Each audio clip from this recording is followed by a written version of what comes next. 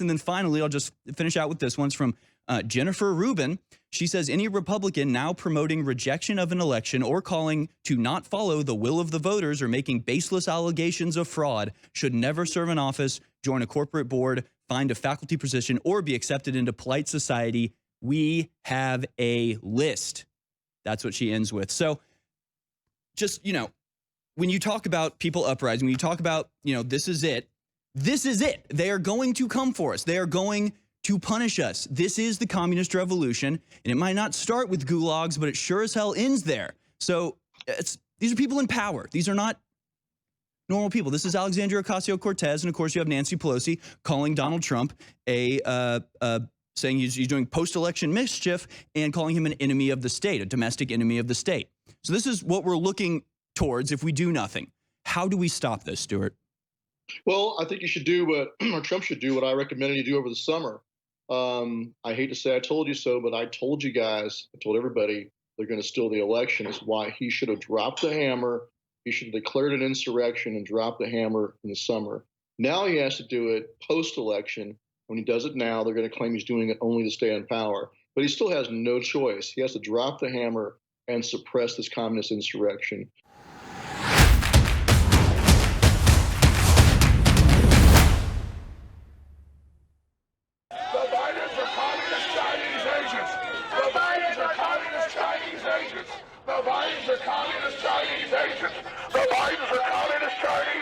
This just in, the Bidens are communist Chinese agents. It's absolutely true. This is Alex Jones live right now in Arizona with the Stop the Steal crowd. Look at that incredible crowd there standing up outside of the area in Maricopa County where the votes are being counted. Alex Jones leading the chant there with his iconic megaphone. Ladies and gentlemen, that's what you get when you go to InfoWarsStore.com. That's your little bonus. That's the 2-for-1 special right there. Alex Jones live with a megaphone shouting truth to power like he has done for so long. He's there in Arizona. Folks, remember, Stop the Steal protests at every state capitol tomorrow, November 7th, Saturday at 12 p.m. local time. Now,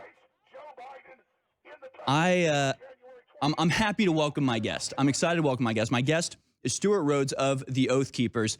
And I'm excited because Stuart Rhodes is maybe one of the only guests where I make an assertion and he goes, no, you're totally wrong about that. And I go, oh, crud. And then he corrects me. I usually think I have a pretty good handle on things, but he has such an insight into what's going on and what we're going to see down the line that I'm glad he's here to give us some perspective. Because Stuart, right now, I'm kind of up in the air. I don't know which way it goes. I don't know if we're going to experience violence, if we're going to sit back and wait to see if the courts actually handle this. I don't know at all. So, Stuart Rhodes of the Oath Keepers, thank you so much for coming on. What is the state of the union, sir? We're spiraling towards open conflict. Mm-hmm. I think there's a narrow window of a possibility that we can hold in the courts or potentially in the legislatures or in Congress. This is the fight. Oddly enough, this is exactly the program the Democrats set in place. But of course, they're portraying it as, projection. They're portraying it as this is all Trump's doing. They set up a corrupt, farcical election. It's open fraud, and they're daring us to do something about it. They're staring us in the face, saying, you're not going to do anything about it. We're going to steal right in front of you. But they know Trump's a fighter. That's why Van Jones did his TED Talk a while back this month, where he talked about, or last month, where he talked about, here's the progression. And they're projecting and saying, Trump's going to do this. Mm-hmm. Trump's going to refuse to concede. So as soon as Trump refuses to concede and Biden claims victory and the media says it's Biden's, they're going to start rioting. And they're going to call what we are doing a coup, mm-hmm. when it's actually them that they're perpetuating a coup. It's a communist coup against our country. It's like being in Venezuela or Cuba or some other banana republic where you have the dictator is rubber stamped in an election that always goes his way. That's where we are now. And so it's time for us to stand up. But we do have some good lawyers who are fighting. I was on a conference call today with some of them. There's a whistleblower lawyer, Kelly Sorrell out of Texas, up right now in Detroit, fighting and conducting her own independent investigation. And we've got 2 Oath Keeper retired police officers protecting her. So we are going to help all we can to protect those who are standing up. I think it's critical that Stop the Steal grows legs. Everyone around the country needs to protest in every state capital, but especially in the states that are still in play where they're committing the fraud, like Pennsylvania and Michigan, for example, two prime examples. But then we need to build up to, it's basically our own version, a flip side version of what they're doing. Now we need to be in the streets, and we need to culminate in Washington, D.C. to stand up against their color revolution, their manufactured so-called people's revolution, which is simply a communist overthrow of the United States government. Yeah, we've seen it happen before. We're seeing it happen again. We called it just, verbatim, and I showed the tweets earlier, and just to emphasize, what you were talking about, and just to double down on what I was saying, I've got a couple tweets here, and together they paint a really terrifying picture. And I also have a video of Nancy Pelosi. It's clip 32, and I'd like to play that as well to emphasize. But this is Alexandria Ocasio-Cortez, of course, Congresswoman from New York. She says, is anyone archiving these Trump sycophants for when they try to downplay or deny their complicity in the future? She says, I foresee decent probability of many deleted tweets, writings, and photos in the future. Our complicity of being Trump supporters, we will be punished for it. We'll be held to account for our political views. Absolutely should be unacceptable. And they say, she says, is anybody archiving? And she gets a response from the Trump Accountability Project, who says, yes, we are. Every administration staffer, every campaign staffer, bundler, lawyer who represented them, everyone. So they're making lists. They're making lists of who supported Donald Trump, and they plan to carry out retribution once they're in power. They say this site will be a permanent record of those who elected him, those who staffed his government, those who served him, those who funded him, those who supported him, and those who represented him. Our president. They're keeping lists of people who supported our president because once they're in power, they want retribution. And we've seen this in many places. But here's one of the most shocking examples from Joe Lockhart. He says, up until tonight, this was on election night, up until tonight, I've been very reluctant to push for prosecuting the president once he leaves office. It makes us look like a non-democratic country when we prosecute political enemies. Tonight changed my mind. Prosecute him the day he's thrown out for crimes against democracy. And you have a litany of leftists replying to him saying, glad you came around. Failure to prosecute him and his enablers invites abuse in the future. Okay, so they're making lists. They plan to prosecute and punish you for your political opinions. It's unacceptable. But that's not where it stops. This is from Mark Sloboda. He says, the international community must come together to intervene in this political crisis in the U.S., put UN peacekeepers on American streets to separate potentially warring games of armed militants. This is what he's saying. Restore law and constitutional order and ensure a new, truly free and fair election is held. I retweeted this. I had some people say, he's joking. He's being sarcastic. It doesn't sound very sarcastic to me, does it? That's a great idea. Sorry? I hope they, no, I think it's a fantastic idea. I hope they do that because it's one blue helmeted boot hits the shores, it's on. And that will piss off and wake up middle America like nothing else would. So I actually hope they do that. I hope they go for that. If you're going to have a fight, let it start with them doing something as stupid as that. But of course, this was, this was another one of the things I predicted. I literally said that continuity of government officials will call for aid by the UN, invite foreign troops to help suppress the American uprising. I mean, this is their plan, and it's been obvious. And then finally, I'll just finish out with this one's from Jennifer Rubin. She says, any Republican now promoting rejection of an election or calling to not follow the will of the voters or making baseless allegations of fraud should never serve in office, join a corporate board, find a faculty position, or be accepted into polite society. We have a list. That's what she ends with. So just, when you talk about people uprising, when you talk about, this is it. This is it. They are going to come for us. They are going to punish us. This is the communist revolution, and it might not start with gulags, but it sure as hell ends there. So these are people in power. These are not normal people. This is Alexandria Ocasio-Cortez, and of course you have Nancy Pelosi calling Donald Trump saying he's doing post-election mischief and calling him an enemy of the state, a domestic enemy of the state. So this is what we're looking towards if we do nothing. How do we stop this, Stuart? Well, I think you should do what, or Trump should do what I recommended you do over the summer.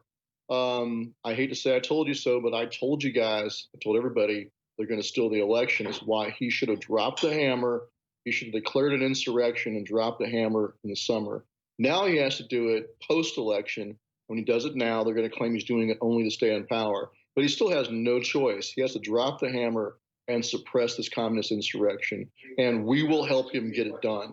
So that's what should happen right now. And what else should happen is he should do a declassification and data dump of all the dirty secrets, all the skeletons in the closets, and all the FBI, NSA, and CIA files. They have all the dirt. That's exactly how they control these people, right? As the commander in chief and the president of the United States, he has absolute authority to declassify anything that's been classified secret of any level. So he has the authority and power to do that. He needs to use it. And now he has no reason not to. That should be his nuclear option to drain the swamp by exposing all the dirty laundry and secrets. You throw it all out in the streets, all the skeletons, and we the people will fix it after that. That's what he must do right now. Declassify everything, WikiLeaks style, like Julian Assange or Eric Snowden. Throw it all out there for all of us to see. So they'll be naked, all their evils exposed, and then he can call us up as the militia to go and round them up and put them on trial. That's what he needs to do. I completely agree, and it's such a shame that he hasn't done this earlier. He should have done it 3 years ago, quite frankly. But you know, better late than never, I guess. Here's a report from here's a report from Vanity Fair. Report: Trump plans to barricade himself in the Oval Office and refuse to come out if Biden wins. And of course, they're talking about literally having to eject him. You know, and I think he tweeted out. Didn't he tweet out? He's like, Secret Service will have to drag me out or something. So, you know, if it actually comes down to this, if they actually try to pull this off and try to get the military to unseat President Trump, which will piss off Trump supporters and they'll fight. Well, what does the military do in this situation, Stuart? I know you deal with a lot of patriotic veterans, but what's the composition of the military now? What does their leadership look like? And if they're given orders to suppress Americans who are protesting for their vote, are they going to follow it? I think they might, if I'm going to guess. I don't think they would. I think most of your rank and file, most of your NCOs would not. But here's the problem: is we don't trust the brass. We don't trust the pampered princesses over there in the Pentagon, which is exactly why we already have an operation plan to stage ourselves outside of D.C. to protect the White House. We were concerned, and still are, about a Benghazi-style storming of the White House that would go along with a stand down from the military. And it's not that the NCOs and the rank and file enlisted would just sit there and do nothing, but they need transport to get to the White House to defend it. You know, that's the problem we have. We saw that in Benghazi. You had willing men, special warfare veterans that were over there as contractors. We saw current serving men that were ready to go and help to rescue the ambassador and his staff, but they were ordered to stand down and they could not get transport. They couldn't get the pilots to fly. That's our concern. So we will be staged outside of D.C. Our men will not go in unless the president requests our assistance, and he can do that by calling us up as the militia. All of us that are veterans until age 65 are subject to being called up by the president of the United States as the militia, right along with the National Guard. That's something that most people don't even know he has the authority to do, but he can call us up. So we will be ready to go, and we're not messing around. We'll be outside of D.C. I don't care what the left wants to characterize that as, but what we're going to be willing to do and ready to do is go and save the White House in case they try to storm it. Well, yeah, and they advertise it. They say we're going to siege the White House, and they expect people not to counteract that siege, not to defend the White House. And they're going to say, "Oh, you're the bad ones for rejecting our siege." It's absurd on its face, but so much is now. I guess that's just the way it is. Now, you hinted at a little bit earlier the idea that, and this article from Revolver News lays it out pretty well. They say the vote has been hopelessly contaminated. Republican state legislatures must move now to appoint pro-Trump electors. But this gets into a couple different things, because you have the Republican state leaders saying they're not going to step in, and you wonder why that is. Are the Republicans just hopelessly corrupt, as we suspect they may be? But according to Jack Posobiec, he has a Harrisburg source that texted him, quote, "State reps are saying they're worried if they speak out about Philadelphia, their houses will be Molotov cocktailed." In fact, we have a video, and we can just play it in the background here. Clip 29. This was a mob of Antifa descending on the home of a Portland city council member because he voted against defund the police. And you can see the obvious intimidation tactics going on. So we're sort of devolving into this third world status where the only way to be listened to is to threaten to firebomb your political enemies, right? I mean, this is incredible territory that we're entering into, that we've entered into, right? I mean, according to Jack, there are state representatives who are not going to contest this vote because they think their house might be Molotov cocktails. So the threat of violence is just as effective as the violence itself. But even if they stand up against it, the threat is carried out. And we see in places like Portland, them showing up to electors or city council members and threatening them at their homes. And nothing is done to stop this. What is happening here, Stuart? That's terrorism. This is what communists always do. So the answer to it is to stand up and defend. First of all, it's for those representatives to not give in to terrorism. Mm-hmm. You don't negotiate with terrorists. You don't capitulate to them. If you give in to them now, you're going to wind up in a ditch anyway. So you might as well stand up now and be men. And then the rest of us need to go and support them. Those who stand up must be supported. That's the message to them, is that if you stand firm, we'll stand with you, and we'll go and protect their homes, protect their families. And we've done it before. We're doing it right now. So I encourage all the rest of you to stand up. You go to those representatives' homes, knock on their door, and let them know that you're there to protect them. And you're pressuring them to do their job and stand up under their oath. If they're going to act like cowards, then you need to call them out, but at least try to resurrect them and resurrect their spine and get them to stand up. But be ready to stand up with them. And we got to stand up. And if a fight starts now, they throw Molotov cocktails, and you shoot one of them while they're doing that, which is within your rights to do to protect life, then let it start. Let it begin here. That's what you got to do. We can't acquiesce and cower down in the face of terrorists. You cannot do that. See, this is exactly what I was talking about. I had the opposite reaction, but now that you've said that, you're clearly the right one. Because to me, sort of the natural thing is to go, okay, so the side that throws Molotov cocktails gets listened to. Guess what I'm going to start doing? I want to be listened to, right? But I think your way is much more, probably more effective and certainly more, leads to less chaos, I think. But this is kind of the inevitable result, right? If we allow the threat of physical violence into our electoral process, what do you think people are going to do? Just stand down and allow the biggest bully to win? Or are people going to start fighting back? Well, here's the problem: is you have a political class, like I just talked about this earlier. I went to Yale Law School. I was a lawyer. I've worked with plenty of lawyers. As a class, they are cowardly. They have physical courage. These are a bunch of stuffed shirts and pencil necks that have never been in a fist fight in their life, have no idea what it feels like to actually put themselves in danger. That's the hard truth. And so that's the problem we have in our political class. Who's in office? Who are the judges? They're all lawyers. And the left knows this. They know these are people who are susceptible to pressure. They're risk averse. They're people who don't like trouble, and they're not willing to stand firm. And so that's why they're going to go terrorize them and put pressure on them all to roll over. Whether they're lawyers who work for the campaign, whether they're election officials, whether they're state or federal officials, judges, almost all of them are lawyers, right? So as a class, with some few exceptions, most of them are cowardly, and the left knows that. So you got to go and steel their spine up, and you got to go protect them. As wimpy as they might be, you got to go and say, "Don't worry, Mr. Wimpy Man, I'll protect you." They feel protected, so they can actually potentially do their jobs. That's where we're at. I hate to be so blunt, but that's just the way it is. Yeah, that's really me. Yeah, to me, I'm just like, well, this is it. It's violence now. Like, let's do it. But it's like, I like your idea a little bit better. I think that's a little bit more wholesome. You got to give the president time and his legal staff time to fight, if they'll fight. We got to give them a chance to do that. And we got to bolster, like I said, you got to fight in the state legislatures. You got to fight with the election officials. We need to be doing our investigations, and we are. I've assigned all the Oathkeeper intel groups across the country to focus on election fraud and to work with other groups to compile the evidence for the American people. The most important court is not the judicial courts in the end. It's the court of public opinion.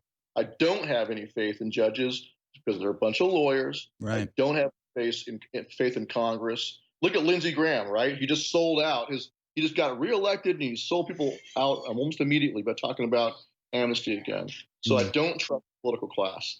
But what you can trust, what you can focus on, is that the American people, if they stand firm and stand up, can take back their country if they have to at the point of a rifle. Our founding fathers did it.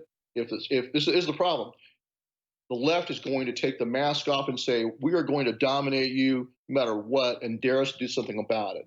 Well, we might just do something about it. In that case, the fight's on.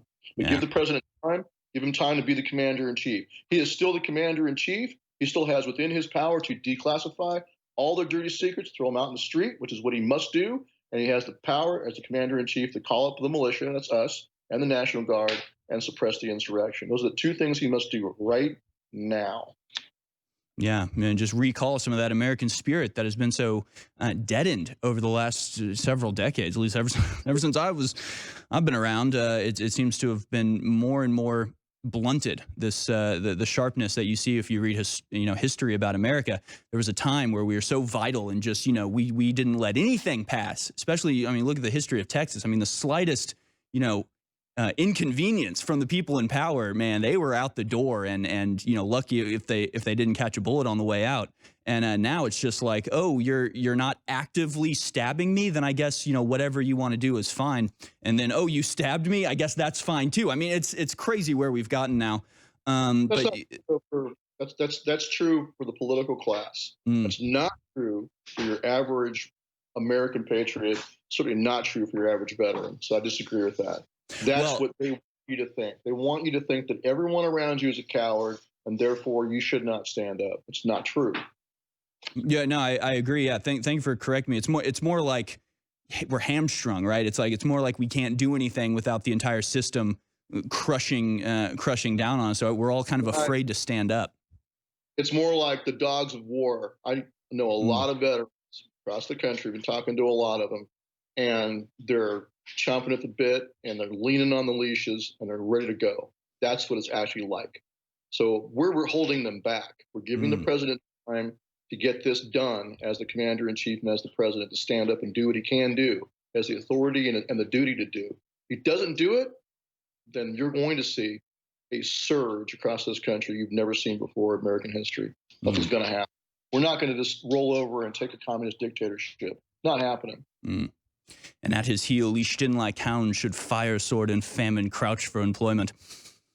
I want them off the leash. I'm ready to be let off the leash. Rick Santorum has also said that the PA Senate majority will not step in, but obviously calling your representatives, letting them know, as you point out, hey, if you're scared for your physical safety, I will be there. I will protect you. Boost them up and let these cowards know that they can stand up for something good and not be punished for it. I think that's a very effective thing that people can do right now, do today, do tomorrow morning. Of course, Stop the Steal tomorrow at noon. How else can people help you, and how else can people get involved and make sure that their voice is heard and that they are standing up under this threat of literal communist dictatorship? What needs to happen now is every veteran and every community needs to come together, and they need to form themselves up into units at the county level and the town level, and then turn right around and organize their neighbors. Anybody's a patriot. All of you are on the hook. You're all responsible for standing up now. And you need to organize yourselves, because you got to have a plan B and a plan C. So if it comes to a fight, make sure you're ready to prevail. Yeah, that's what we have. And you know what? Now is a time. You may have tried to do this before. I know it's happened with me, where I try to get people into it, and they're like, I'm just not interested. It's not important. No. Now they've changed their mind. Now people that have never been interested, have never believed what was going on, people are starting to see it. Like this week, I've had so many people, so many of my friends, like getting in contact with me and being like, yo, what comes next? What is happening? This is total BS. They're like, I'm not a Trump supporter, but this can't stand. I mean, now is the time. If you've ever, thought, we're going to wait for a time to do it, it's today. And how can people support you personally, Stuart, or the Oath Keepers, your great organization? Well, we're looking for men who are willing to go and be part of that contingency plan for a Benghazi-style storming of the White House. We're looking for men who are either prior infantry or other combat arms. Medical is important. Law enforcement, intelligence, definitely want some of those who are intel trained. and dog handlers with dogs would be useful. I'll have a list that we're going to post on our website about what we need to have. But we want to make sure we have vetted people that are ready to rock. And so they can go to volunteers@oathkeepers.org. They can email us there, volunteers@oathkeepers.org. They can go on our website, oathkeepers.org. Of course, you can join Oath Keepers, whether you're private service or not, and you can certainly support us by donating. You can't show up to help directly, donate to support those who can. And then around the country, we put together state and regional teams, the QRFs, for the future. So be ready to rock. Folks, this isn't Antifa with their plyboard shields. This is a professional organization there to keep the peace and stop the chaos. Thank you so much, Stuart Rhodes of the Oath Keepers. We are only here on air facing the globalist onslaught, the DNC-funded lawsuits, and everything that's happening because of you. We built the only truly multimedia, independent radio, TV, print, film organization in the world that promotes the truth against the globalists. We've had a devastating effect. We're a national treasure. You're a national treasure for supporting us. And so go get a t-shirt. Go get a historic t-shirt. We've got a funny one that's the Biden groping a woman. It's a woman's design shirt. My wife really likes it. She sent me this GIF. It's pretty cute. Here it is. And it just, it's a little historic thing. I think Trump's gonna win, but if Biden's able to steal it, we'll be probably shut down pretty quick. So it'll be a historic thing to have. You'll only be able to fight them in the third dimension on the street with graffiti, with handbills you hand out, and with non-compliance, not paying taxes, and pulling your kids out of the schools, and just making it a full-time job to expose and fight and obstruct the criminal foreign takeover of America. We've gotten to that point. Biden for nursing home. I hope to retire Biden and that be a collector's item. Get it while you still can. We're not ordering more. Infowarsstore.com. 2 InfoWars best-selling products are now back in stock after being sold out for months. True Selenium from the mustard seed, essential in all electrochemical activity in the cells in the body. That's every human activity. And on top of it, Body's ultimate turmeric formula with 95% curcuminoid. Leading competitors have 3 to 5%. The things that turmeric does, I don't have to tell you, this is the highest quality, the strongest you're gonna find. So both of these are amazing products, and they fund the info war, which is a 360 win. On top of it, despite the fact they're in demand, they've been sold out for months, they're both 50% off, triple Patriot points, and free shipping at Infowarsstore.com. That's True Selenium from the mustard seed. It's amazing. And on top of it, we also have Body's ultimate turmeric formula at Infowarsstore.com. This sale will not last long. I want to thank you all for your support, but you really need to try these products. People absolutely love them because they really, really work. Infowarsstore.com.